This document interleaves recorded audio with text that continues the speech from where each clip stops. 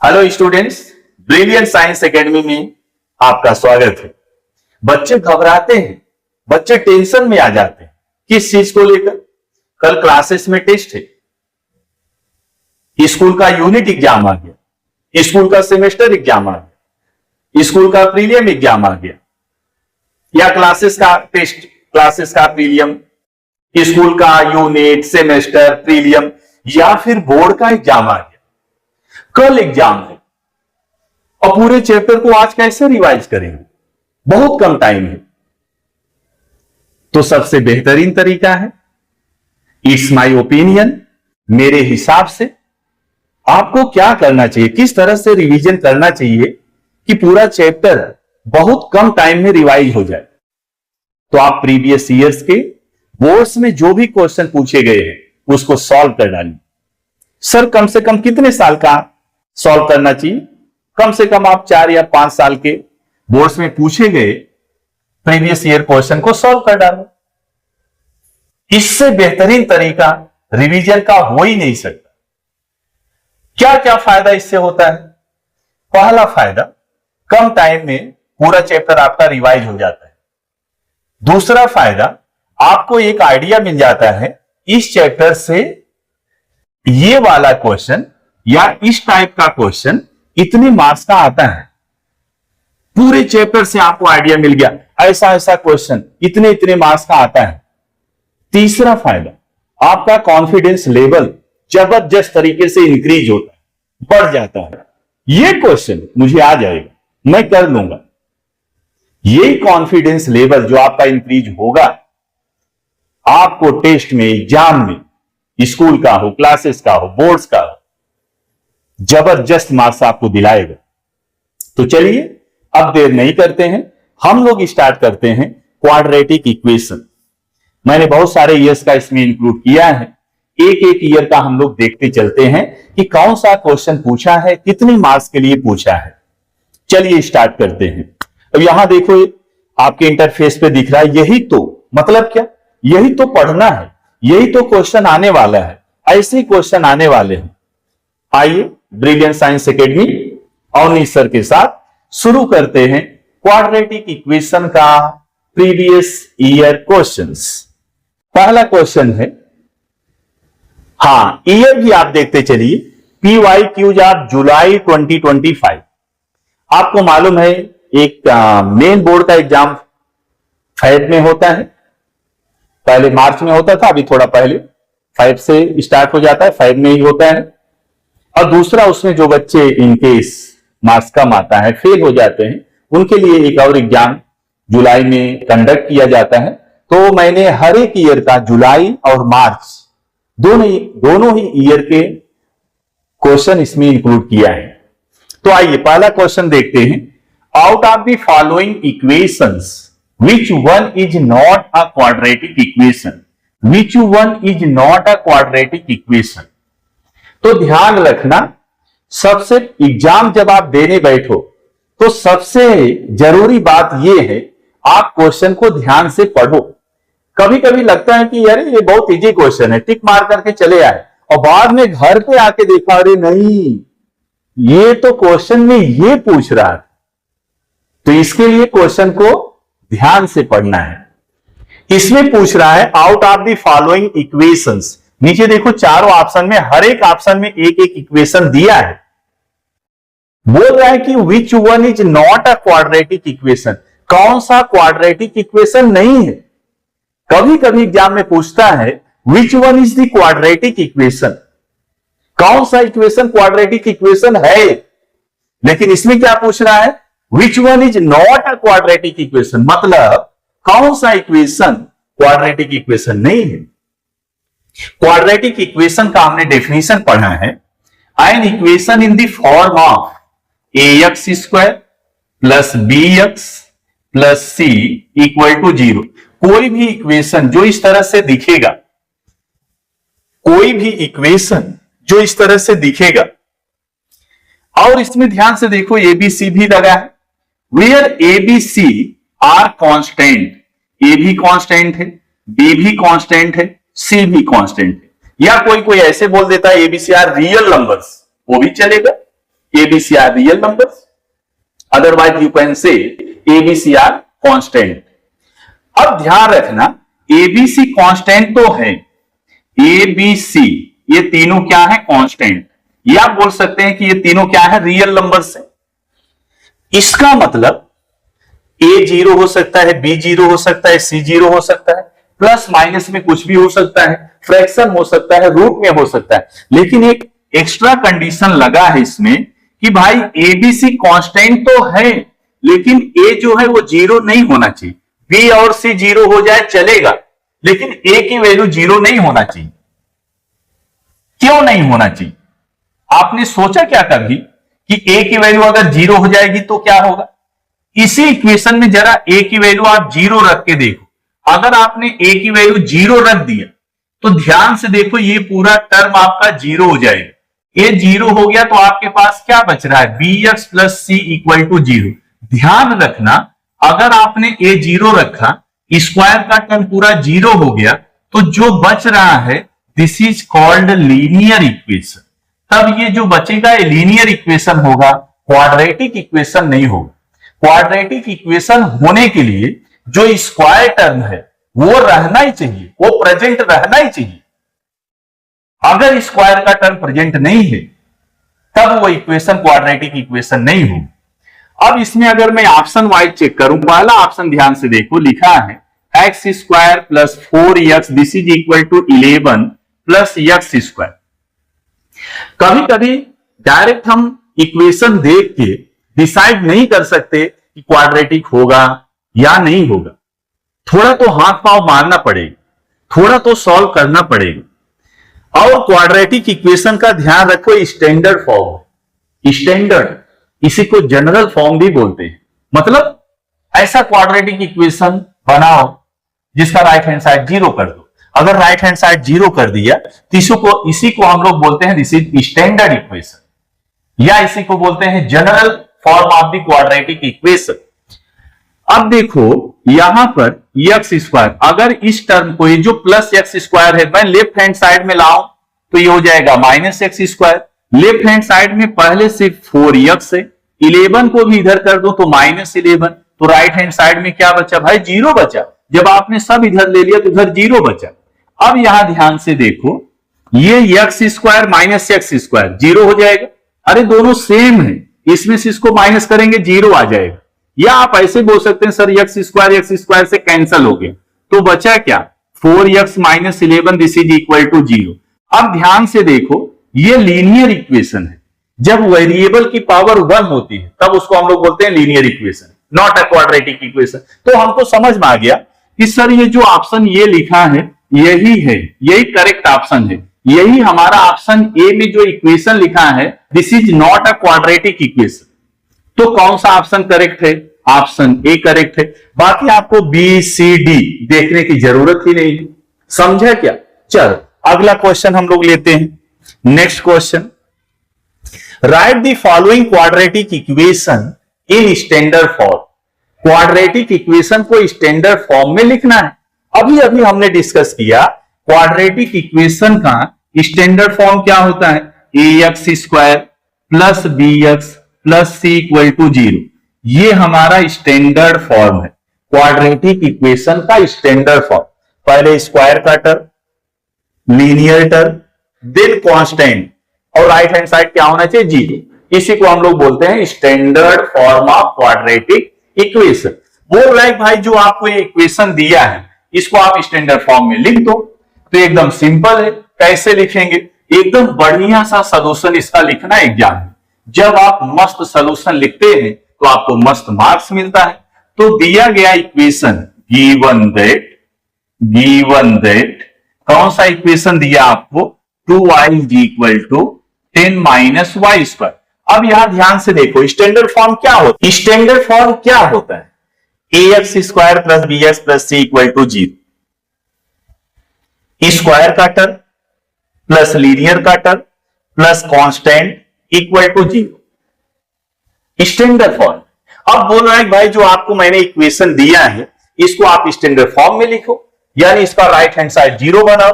तो right hand side में आप ध्यान से देखो माइनस वाई स्क्वायर जब इसको मैं इधर लाऊंगा तो ये हो जाएगा plus y square. Left hand side में पहले से प्रेजेंट है प्लस 2y, प्लस 10 को इधर कर लिया लेफ्ट हैंड साइड में माइनस 10, तो राइट हैंड साइड में क्या बचा सर 0 बचा। तो ये जो इक्वेशन अभी अभी आपने लिखा ऐसे, ये हो गया स्टैंडर्ड इक्वेशन। अब लास्ट में लिखेंगे this is quadratic equation in standard form. समझे क्या? चलो थोड़ा स्पीड में भी चलते हैं, आगे वाला क्वेश्चन लेते हैं।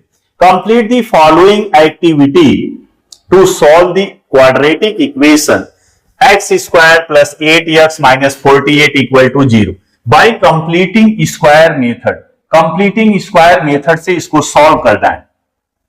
कंप्लीटिंग द स्क्वायर मेथड से इसको सॉल्व करना है। एक्स स्क्वायर, जैसा कि हम लोगों ने पढ़ा है, चैप्टर में पढ़ा है, किसी भी क्वाड्रेटिक इक्वेशन को सॉल्व करने का हमारे पास 3 मेथड है। First one is factorization method, second one is completing the square method and third one is formula method. Okay चलो, तो पहला बोल रहा है कि इसको आप कंप्लीटिंग स्क्वायर मेथड से सॉल्व करो। तो x square plus 8x minus 48 equal to 0, ये हमारा दिया गया क्वाड्रेटिक इक्वेशन है। इसमें अब ध्यान से आप देखिए, ध्यान से देखो, ध्यान से एकदम। एक्टिविटी क्वेश्चन तो इतना इजी होता है, अगर थोड़ा 1-2 लाइन आप आगे पीछे देखेंगे तो आप ऐसे उसको कंप्लीट कर सकते हैं, वैसे ही आप उसको कंप्लीट कर सकते हैं, इतना इजी लिखा रहता है। ध्यान से देखिए, जो क्वाड्रेटिक इक्वेशन दिया है x square plus 8x minus 48 यहां लिखा है, उसने एक्स्ट्रा काम क्या किया है 16 को प्लस किया है, प्लस 16। तो इसी को बैलेंस करने के लिए यहां आप माइनस 16 कर दो। अब जैसे ही ध्यान से देखो, अगर आपने कंप्लीटिंग द स्क्वायर मेथड आपने पढ़ा है अच्छे से, जब भी हम लोग थर्ड टर्म, आपको याद होगा कि हम लोग ऐसे थर्ड टर्म निकालते हैं, थर्ड टर्म निकालते हैं, जो भी थर्ड टर्म आता है ऐड करते हैं। जब आप थर्ड टर्म ऐड करते हैं तो 2 फार्मूला में से कोई एक बनता है, या तो a प्लस बी का होल स्क्वायर बनेगा, या तो a माइनस बी का होल स्क्वायर बनेगा। और ये बनना, दोनों में से एक फार्मूला बनना किस पे डिपेंड करता है, मिडिल टर्म पे। ध्यान से देखो, प्लस 8x है तो इसने यहां से यहां तक मिला के लिख दिया x प्लस 4 का होल स्क्वायर, माइनस 16 माइनस 48 दोनों का सेम साइन है। बार बार मैं समझाता हूं, अगर सेम साइन है तो हम लोग इसमें निकालते हैं सम यानी प्लस कर देते हैं। तो माइनस 16 माइनस 48 ये हो जाएगा, अगर इसको हम लोग प्लस करें तो आ जाएगा कितना माइनस 64। और देखो इसको राइट हैंड साइड में लिखा है, यहां पर लिखा, यहां पर आप लिख देंगे माइनस 64 और ये माइनस 64 राइट हैंड साइड में कर लिया तो 64। अब इसके बाद क्या किया होगा, ये देखो x प्लस 4 का होल स्क्वायर। अब यहां स्क्वायर नहीं लिया है, इसका मतलब उसने स्क्वायर रूट निकाला है। तो x plus 4 is equal to 64 का स्क्वायर रूट बताओ, प्लस 8 होता है माइनस 8 होता है। मैंने कई बार बताया कि जब कभी ऐसा लिखा रहे x square is equal to 25, जब भी स्क्वायर से स्क्वायर रूट निकालो तो प्लस माइनस दोनों लिखो। तो x स्क्वायर का स्क्वायर रूट x इधर हो जाएगा प्लस माइनस 5, स्क्वायर से स्क्वायर रूट निकालेंगे, प्लस माइनस दोनों लेना है। देखो प्लस 8 यहां लिखा है और x plus 4 is equal to minus 8। जब आप इसको सॉल्व करोगे, ये देखो प्लस 4 इधर कर दिया, माइनस 4 होगा, 8 माइनस 4 कितना आ जाएगा 4। यहां बताओ माइनस 4 इधर ले जाओ, सॉरी प्लस 4 इधर करोगे, x is equal to minus 8, plus 4 इधर ले जाओगे माइनस 4, ये हो जाएगा x is equal to minus 12। तो ये सेकेंड आंसर हो गया माइनस 12। ये एक्टिविटी है। कितने मार्क्स के लिए एक्टिविटी आती है? 2 मार्क्स के लिए भी आती है, 3 मार्क्स के लिए भी आती है। मार्क्स यहां पर मेंशन किया गया है, 2 मार्क्स की एक्टिविटी है, यानी अगर 4 बॉक्स आपको फिल करना है तो हर एक बॉक्स पे हाफ मार्क्स होता है। तो ये देखो 1 2 3 4 4 बॉक्स है, हाफ आपके हिसाब से 2 मार्क्स का क्वेश्चन है। चलो आगे क्वेश्चन देखते हैं। Solve the following quadratic equation by factorization method. Factorization method से इसको सॉल्व करना है, तो ऐसे लिखेंगे given quadratic equation, given quadratic equation. कौन सा क्वाड्रेटिक इक्वेशन दिया है? X square minus 15x plus 54 this is equal to 0। जुलाई 2025 में आया है। कितने मार्क्स के लिए आया है? 2 मार्क्स के लिए आया है। एकदम इजी क्वेश्चन है। जब हम फैक्टराइजेशन मेथड से करते हैं तो आपने चैप्टर को अच्छे से पढ़ा है। इधर एक ऐसा हम लोग फॉर्मेट ऐसे बनाते हैं। ये जो फैक्टराइजेशन मेथड है, अगर इधर क्वाड्रेटिक ट्राइनोमियल है लेफ्ट हैंड साइड में, क्वाड्रेटिक ट्राइनोमियल मतलब 3 टर्म है, तो हम लोग कैसे करेंगे इसको फैक्टराइजेशन? ये जो मिडल टर्म है इसको स्प्लिट करेंगे। मिडल टर्म की जगह 2 नंबर लिखना आपने, मिडल टर्म की जगह 2 नंबर लिखना है, और नंबर ऐसा जो कुछ कंडीशन को सेटिस्फाई कर रहा है। आइए जरा इसको हम लोग समझते हैं कैसे करते हैं। ये देखो इसका साइन, पहला टर्म स्क्वायर टर्म, इसका साइन क्या है सर? इसका प्लस है। लास्ट में जो कांस्टेंट टर्म है इसका साइन क्या है सर? इसका भी प्लस है। तो प्लस इंटू प्लस करोगे तो क्या आएगा? यहां प्लस आएगा। सर अब यहां पर क्या लिखेंगे? मिडल टर्म का साइन। मिडल टर्म का साइन क्या है? माइनस है, तो हमने यहां पर लिख दिया माइनस। अब जो 2 नंबर अपने को निकालना है, हम लोग 2 नंबर खोज रहे हैं। एक नंबर अपने को यहां लिखना है और दूसरा नंबर अपने को यहां लिखना है। ध्यान दो, हमने यहां पर 2 साइन लगा दिया है। यहां पर प्लस कैसे आया? स्क्वायर टर्म का साइन, कांस्टेंट टर्म का साइन, प्लस इंटू प्लस यहां लिख दिया ऊपर प्लस। मिडल टर्म का साइन माइनस है, यहां पर हमने लिख दिया माइनस। प्लस इंटू माइनस क्या होगा? माइनस। ये जो साइन रहेगा डायरेक्ट यहां पर आ जाएगा माइनस। अब देखो इस मेथड का ये सबसे यूनिक मेथड है। आप खोजेंगे तो जल्दी मिलेगा नहीं। Unique method. इससे क्या फायदा होगा कि जब हम मिडल टर्म को स्प्लिट कर रहे हैं, स्प्लिट यानी 2 नंबर में ब्रेक कर रहे हैं, हमको ये जो लिखा है -15x, इसकी जगह 2 नंबर लिखेंगे। वही 2 नंबर हम लोग खोज रहे हैं। और सबसे अच्छी बात यह है कि जो हमको 2 नंबर मिलेगा, 2 नंबर हमको जो मिलेगा, दोनों का ही साइन माइनस होगा, दोनों का। सोचो कितना सुपर मेथड है कि नंबर अभी मिला नहीं, लेकिन हमको ही मालूम पड़ गया कि वो दोनों नंबर का साइन क्या होगा, कौन प्लस होगा कौन माइनस होगा। तो यहां अपने को मालूम पड़ गया कि जो 2 नंबर हम इसकी जगह पर लिखने वाले हैं वो दोनों का साइन क्या होगा? माइनस होगा। दोनों का साइन क्या होगा? माइनस होगा। आइए अब और इस मेथड को थोड़ा सा आगे बढ़ाते हैं। हमने साइन लिख लिया, कहां पर प्लस है कहां पर माइनस है सब हमने लिख लिया। अब ध्यान से देखो, स्क्वायर टर्म का कोएफिशिएंट कितना है? 1 इंटू 54 करेंगे तो कितना आ जाएगा सर? 54 ही आएगा। अब यहां पर मिडल टर्म में नंबर कौन सा लिखा है सर? 15 लिखा है, तो यहां पर हम लिख देंगे 15। अब ध्यान से मेरी बात सुनो, मैं क्या बोल रहा हूं, एक एक वर्ड पे एकदम ध्यान देना। हमको ऐसा 2 नंबर चाहिए, हमको ऐसा 2 नंबर चाहिए जिसका सम करने पर 15 आए। सम मतलब जोड़ने पर। हमको ऐसा 2 नंबर चाहिए जिसको जोड़ने पर कितना आए? 15 आए। और वही दोनों नंबर को मल्टीप्लाई करने पर कितना आए? 54 आए। अच्छा सर ये बताओ, आपने सम क्यों बोला? 2 नंबर का सम 15 आना चाहिए। सम क्यों बोला? क्योंकि ये जो दोनों नंबर हैं दोनों का साइन सेम है। पहला नंबर भी माइनस में, दूसरा नंबर भी माइनस में। और मैंने बताया कि जब नंबर्स का साइन सेम होता है, नंबर्स का साइन सेम होता है, तो हम दोनों नंबर का सम निकालते हैं, बट विथ साइन। जो साइन रहता है वही। दूसरी चीज ध्यान रखना है, ऐसा 2 नंबर चाहिए जिसको जोड़ने पर 15 आ जाए और उसी नंबर को मल्टीप्लाई करने पर 54 आ जाए। तो अगर आप नहीं सोच पा रहे हैं तो इसके लिए भी मेथड है, लेकिन ये छोटा सा नंबर है, इसको आप सोच सकते हैं। 9 और 6 होगा।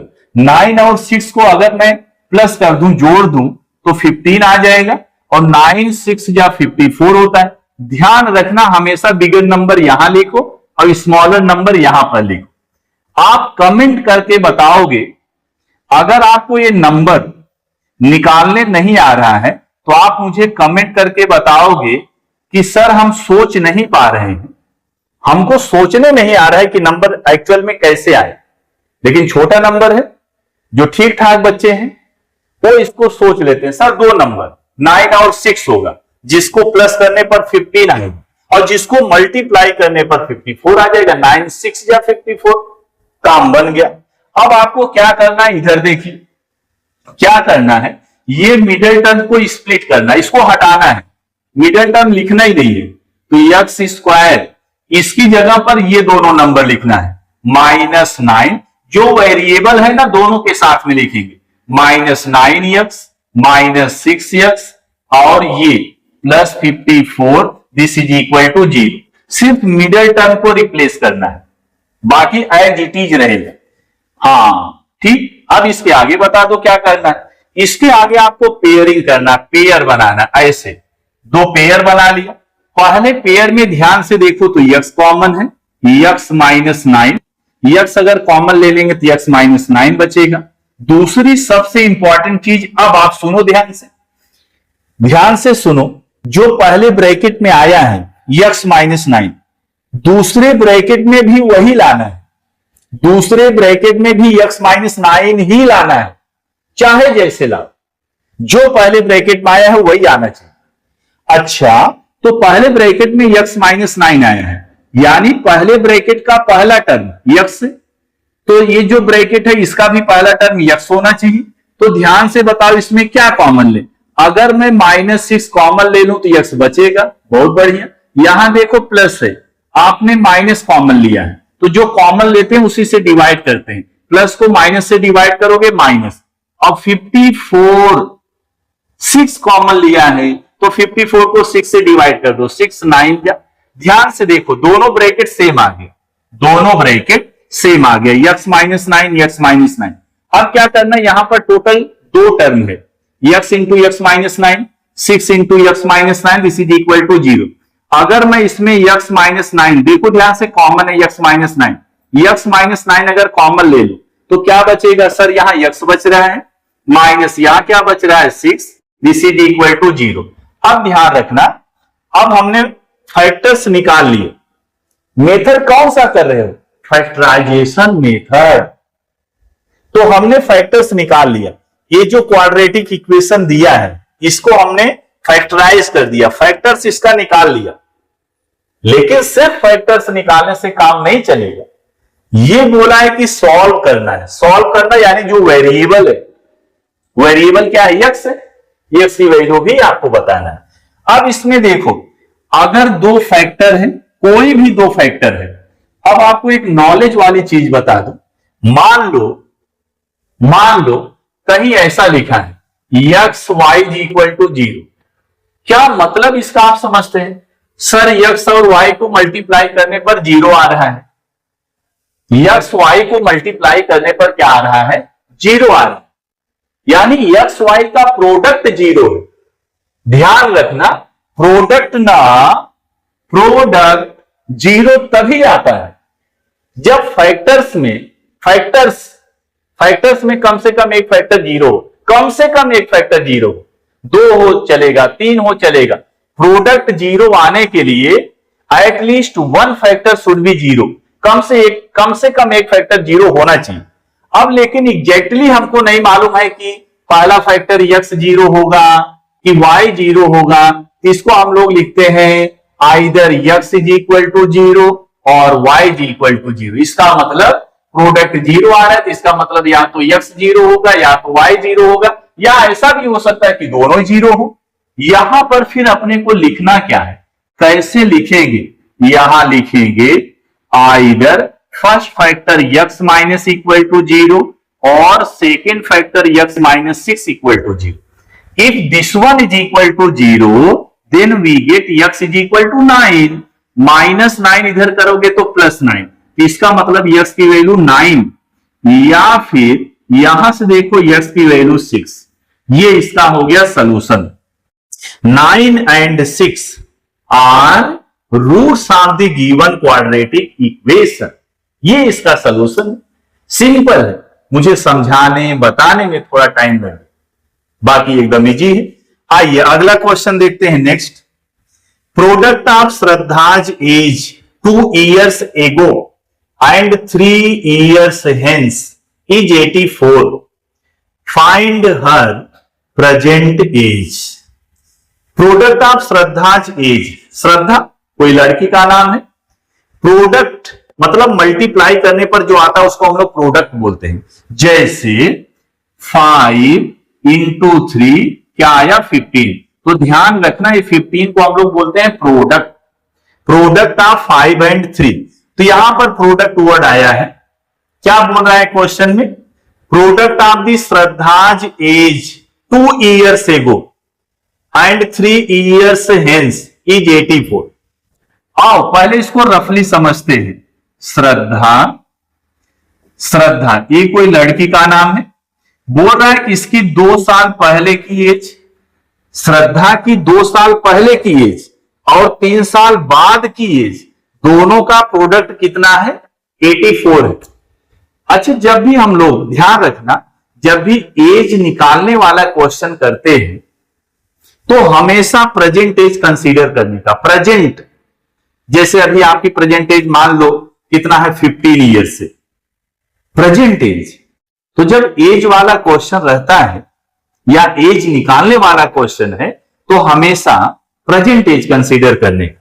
तो आओ अगर हम लोग यहां से कंसीडर कर लें कि मान लो श्रद्धा की प्रेजेंट एज है x, प्रेजेंट एज है x ईयर्स, तो बताओ अगर प्रेजेंट एज x ईयर्स है तो श्रद्धा की 2 साल पहले एज कितना रही होगी। अरे बाबा सिंपल है, x -2 ईयर्स।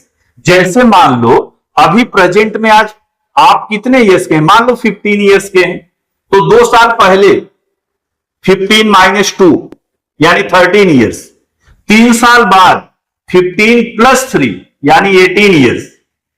तो अगर हम लोग श्रद्धा की प्रेजेंट एज कंसीडर कर लें x ईयर्स, तो 2 साल पहले की एज कितना हो जाएगी x -2, 3 साल बाद, तो प्रेजेंट एज x है 3 साल बाद यानी x + 3। अब बोल रहा है कि ये जो श्रद्धा है इसकी 2 साल पहले की एज, 3 साल बाद की एज, ये दोनों का प्रोडक्ट मतलब दोनों को मल्टीप्लाई करने पर कितना आता है 84 आता है। तो बोल रहा है कि आप बताओ श्रद्धा की प्रेजेंट एज क्या होगी, तो क्या कंसीडर करेंगे, let present age of Shraddha be x years. तो ऐसे बढ़िया से एकदम मस्त आपको लिखना है। तो यहां पर आओ मैं लिख दे रहा हूं लेट प्रेजेंट एज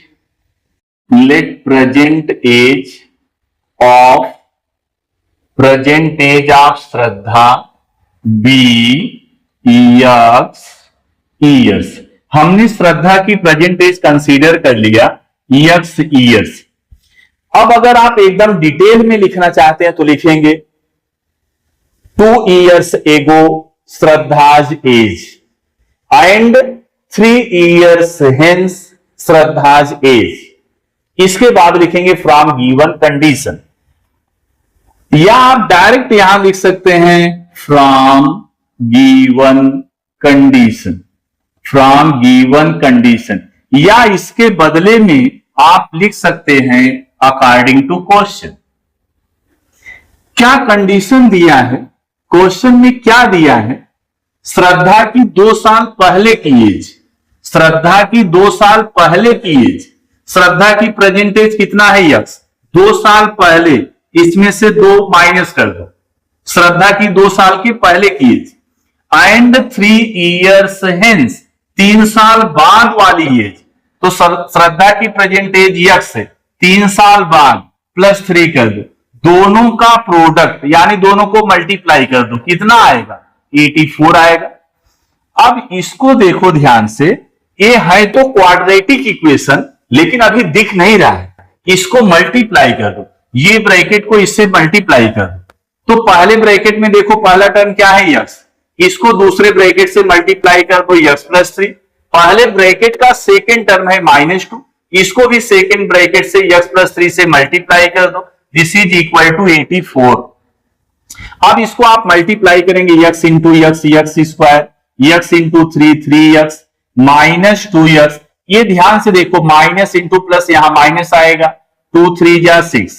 और अगर मैं 84 को इधर कर लूं, दिस इज -84 = 0। सर ऐसा क्यों किया आपने, ये वाला 84 इधर क्यों किया, हम क्वाड्रेटिक इक्वेशन बना रहे हैं तो हम कोशिश करेंगे स्टैंडर्ड फॉर्म में बनाने की। ओके, तो यहां देखो स्क्वायर का एक अकेला ही टर्म है एक्स स्क्वायर। अच्छा, अब यहां देखो, यहां ये वाला plus 3x minus 2x, plus 3x minus 2x, यानी 3x में से 2x निकाल दो, कितना बचेगा सर? 1x बचेगा। प्लस में बचेगा 3x प्लस साइन है, इसमें से 2x निकल गया प्लस 1x माइनस 6 माइनस 84। बार बार बता रहा हूं कि both the numbers having same sign, कि both the numbers having same sign. अगर नंबर्स का साइन सेम है, चाहे दोनों का माइनस माइनस हो, चाहे दोनों का प्लस प्लस हो, हमेशा उसको जोड़ना है, प्लस करना है। तो माइनस 6 माइनस 84 हो जाएगा minus 90, this is equal to 0।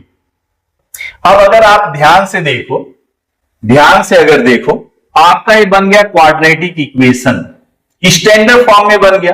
अब इसको ना सॉल्व करना है, इसी क्वाड्रेटिक इक्वेशन को सॉल्व करना है और यक्स की वैल्यू निकालना है। तो सर यहां से कौन से मेथड से सॉल्व करें? हम तो तीन मेथड जानते हैं। कौन कौन सा? Factorization method, completing the square method and also the formula method.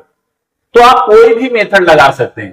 Factorization method लगा लो, कंप्लीटिंग द स्क्वायर मेथड लगा लो, फार्मूला मेथड लगा लो, कोई भी मेथड लगा लो, लेकिन लगा लो, सॉल्व कर लो, चाहे जैसे।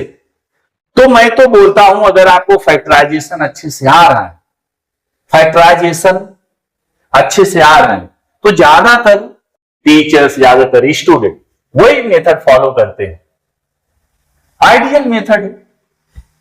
तो यहां से अगर मैं फैक्टराइजेशन मेथड से करूं तो अभी मैंने आपको बताया था, एक बार फिर आप ध्यान से देखिए, ध्यान से देखिए। स्क्वायर का टर्म प्लस में है, कांस्टेंट टर्म माइनस में है, प्लस इंटू माइनस यहां लिख दो माइनस, वेरी सिंपल। अब यहां पर ये देखो इक्वल बना, यहां पर मिडल टर्म का साइन, मिडल टर्म का साइन प्लस है, यहां पर हमने लिख दिया प्लस। अब यहां पर जो दो नंबर निकालेंगे हम लोग, एक्चुअली क्या होता है जब भी हम लोग फैक्टराइजेशन मेथड करते हैं, अगर एक क्वाड्रेटिक ट्राइनोमियल है, क्वाड्रेटिक ट्राइनोमियल है, तो मिडल टर्म को स्प्लिट करके इसकी जगह दो नंबर लिखते हैं हम लोग, वही दो नंबर यहां खोज रहे हैं। तो ये देखो स्क्वायर का टर्म प्लस है, कांस्टेंट टर्म माइनस में, प्लस इंटू माइनस यहां लिख दिया माइनस, मिडल टर्म का साइन प्लस है, यहां लिख दिया प्लस। दो नंबर निकालना है तो एक नंबर हम लोग यहां लिखेंगे, दूसरा नंबर यहां लिखेंगे। अच्छा, अब ध्यान से देखो, ये है माइनस, ये है प्लस, प्लस इंटू माइनस होता है माइनस, यहां लिख दिया माइनस। यहां पर जो भी साइन रहेगा, जो भी साइन प्लस है तो यहां पर आप प्लस लिखोगे, अगर यहां माइनस होता तो यहां माइनस लिखते। ध्यान से देखो, इतना जबरदस्त ये मेथड है।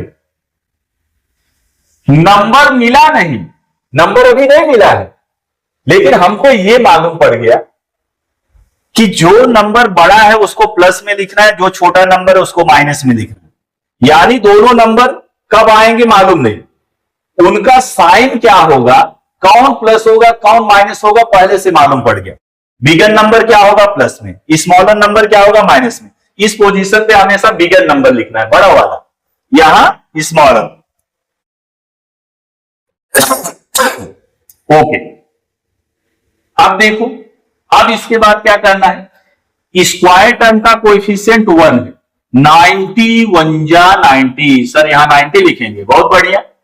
मिडल टर्म में कोएफिशिएंट 1 है, यहां 1 लिखेंगे। अब मैं क्या बोल रहा हूं ना, मेन चीज यही है, ये ध्यान से सुनना है। हमको ऐसा दो नंबर चाहिए, हमको ऐसा दो नंबर चाहिए जिसका डिफरेंस 1 आना चाहिए, जिसका डिफरेंस 1 आना चाहिए। डिफरेंस मतलब माइनस करने पर दो नंबर ऐसा चाहिए, एक में से दूसरा माइनस करें तो कितना आए 1। दो ऐसा नंबर चाहिए जिसका डिफरेंस 1 आना चाहिए, वही दोनों नंबर को मल्टीप्लाई करने पर 90 आ जाए, वही दोनों नंबर को मल्टीप्लाई करने पर कितना आ जाए 90 आ जाए।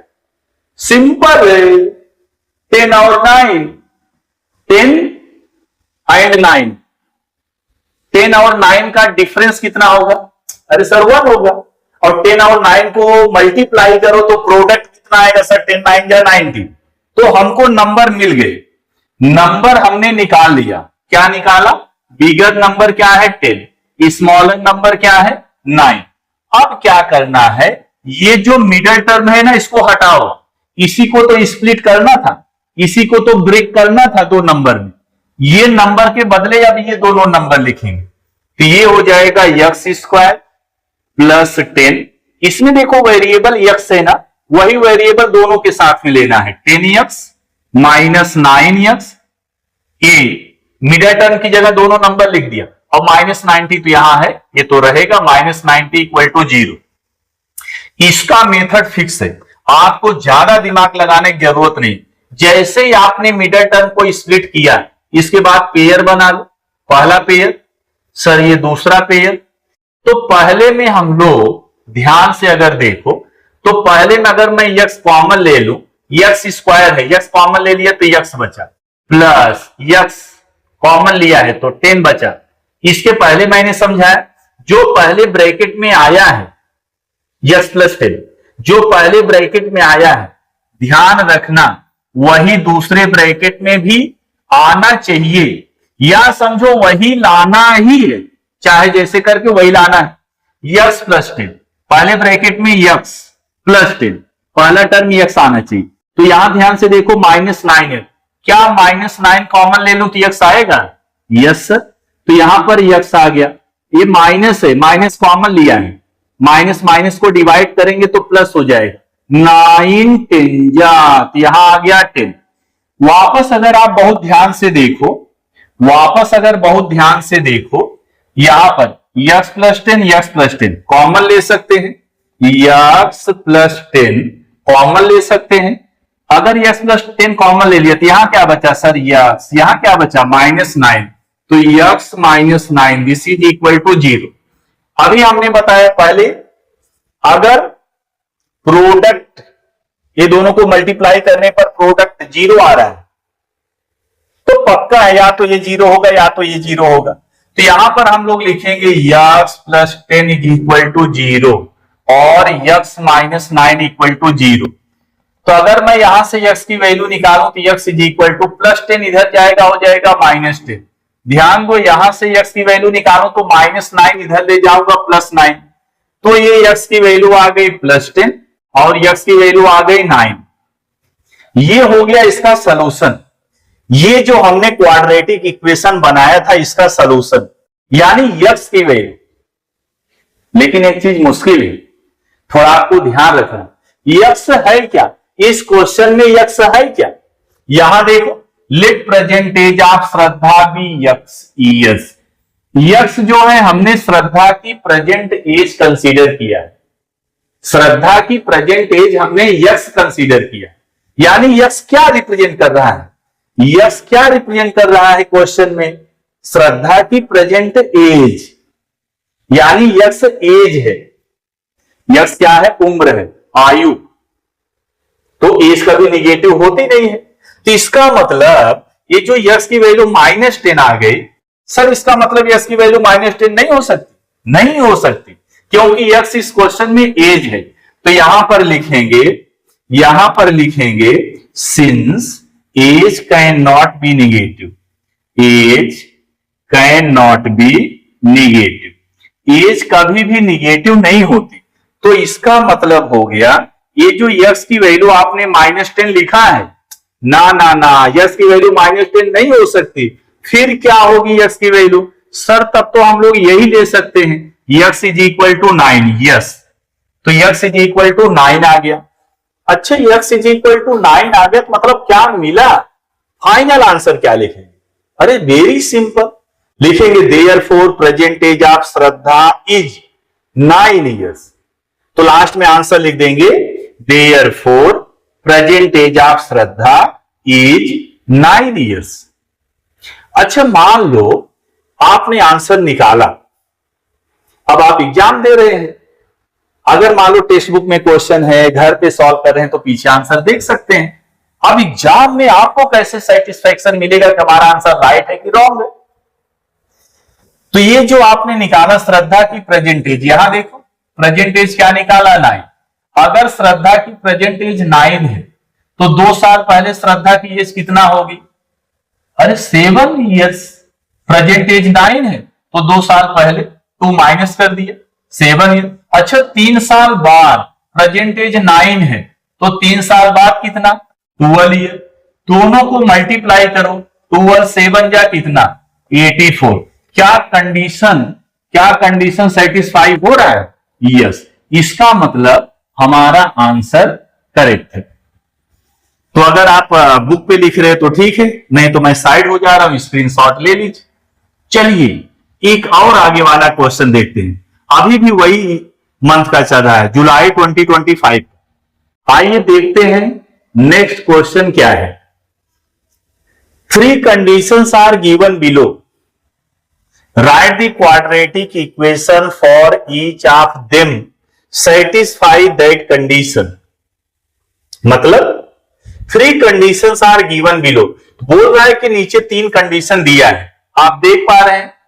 ए में देखो एक कंडीशन दिया है, if discriminant delta equal to 0। B second condition दिया, if discriminant delta is greater than 0। C में दिया है, if discriminant delta is less than 0। ये 3 कंडीशन दिया है। बोल रहा है कि आप राइट द क्वाड्रेटिक इक्वेशन, आप क्वाड्रेटिक इक्वेशन लिखो जिसमें ये कंडीशन सेटिस्फाई हो। मतलब हर कंडीशन के लिए आपको क्वाड्रेटिक इक्वेशन लिखना है। याद करो एक्सरसाइज में, याद करो question, find the value of discriminant, find the value of discriminant for the following quadratic equation. Quadratic equation दिया रहता है, बोलता है डिस्क्रिमिनेंट की वैल्यू बताओ। अब इसमें उल्टा पूछ दिया, बोल रहा है कि डिस्क्रिमिनेंट यानी डेल्टा की वैल्यू 0 आना चाहिए, ऐसा आप क्वाड्रेटिक इक्वेशन लिखो। इसमें बोल रहा है कि डिस्क्रिमिनेंट यानी delta greater than 0, it means positive आना चाहिए, ऐसा क्वाड्रेटिक इक्वेशन आप लिखो। इसमें बोल रहा है कि डेल्टा इज नेगेटिव, मतलब लेस देन 0, इसके लिए आप क्वाड्रेटिक इक्वेशन लिखो। कितने मार्क्स का क्वेश्चन है? ये 3 मार्क्स का क्वेश्चन है, 3 नंबर।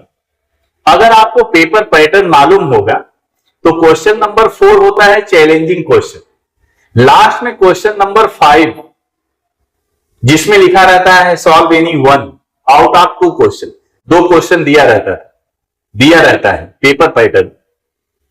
तो जो क्वेश्चन नंबर 5 होता है ना, वो क्रिएटिव होता है, क्रिएटिव। अब ये क्रिएटिव है, ये समझो मैं ऐसा भी बोल सकता हूं this is open ended question, मतलब इसके अलग अलग आंसर हो सकते हैं। जरूरी नहीं है कि सारे स्टूडेंट का आंसर सेम हो, अलग अलग आंसर आ सकता है। जैसे आप एक एग्जांपल समझो, मैंने क्लास में बच्चों से पूछा, now tell me any 2 numbers whose product is 18। हमको ऐसा 2 नंबर बताओ जिसका प्रोडक्ट 18 आना चाहिए। तो समझो किसी एक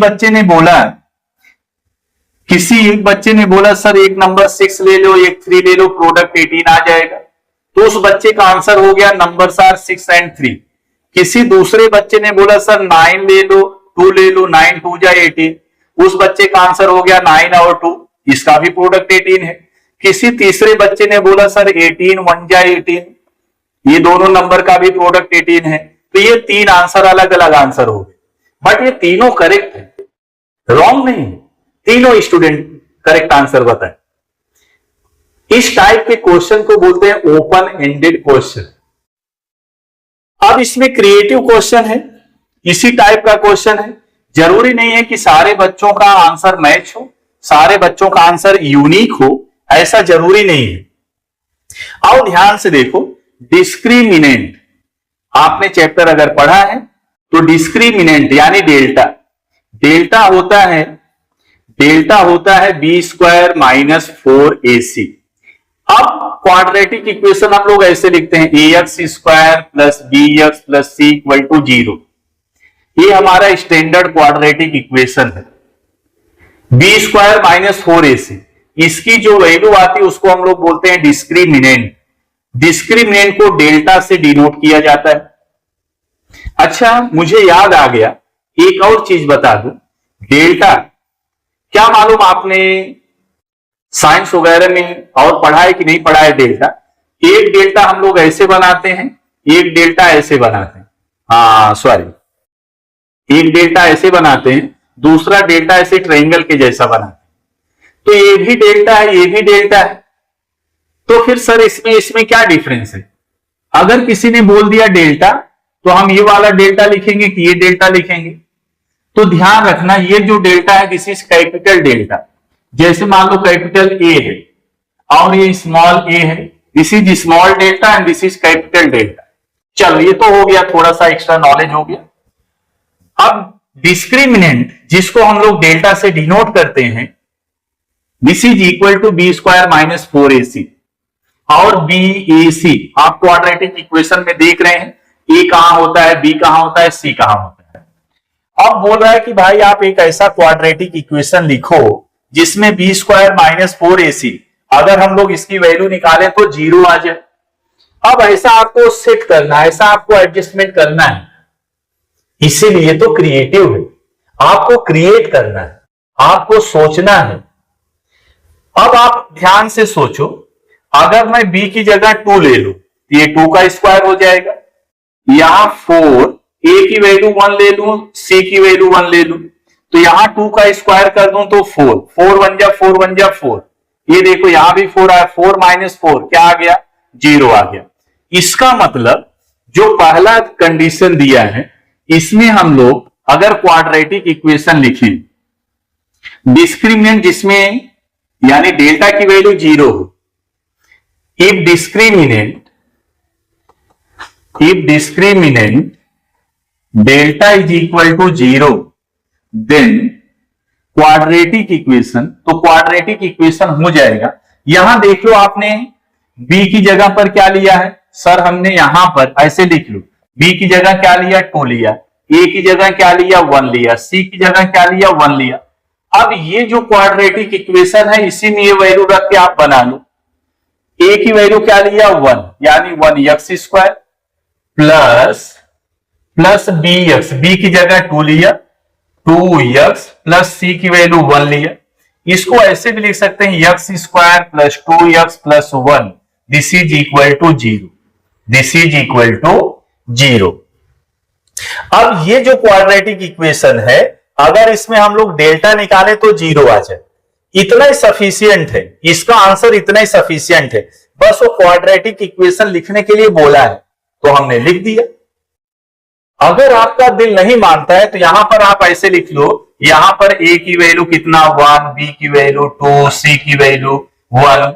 अब यार अगर यहां से हम लोग डेल्टा निकालें b स्क्वायर माइनस 4ac, तो b की value 2 square minus 4 into 1 into c, तो ये 4 माइनस 4 आ गया 0। मतलब हमने अपना क्वाड्रेटिक इक्वेशन हमने प्रूफ कर दिया भाई, ये जो हमने लिया है हमने करेक्ट लिया है, सही लिया है। अच्छा ध्यान रखना, सिर्फ यही क्वाड्रेटिक इक्वेशन नहीं होगा जिसमें डेल्टा इक्वल टू 0 आ रहा है, ऐसे भी और भी क्वाड्रेटिक इक्वेशन हम बना सकते हैं, और भी क्वाड्रेटिक इक्वेशन हम लोग बना सकते हैं। तो इसमें अब ये जो b है, ये जो c है, आप ये दोनों ट्राई करोगे। अगर मान लो इनकेस आपको नहीं आता है तो मुझे आप कमेंट करके बता सकते हैं कि सर क्वेश्चन नंबर 6 जुलाई 2025 में जो क्वेश्चन नंबर 6 है उसमें b और c आया कि नहीं आया क्वाड्रेटिक इक्वेशन, या आप कमेंट में आप क्वाड्रेटिक इक्वेशन लिख सकते हैं, ऐसे क्वेश्चन नंबर 6 b ऐसे आप लिख सकते हैं। तो हम जरा देखें अभी इतना पढ़ने के बाद आप कितने क्रिएटिव हुए हैं।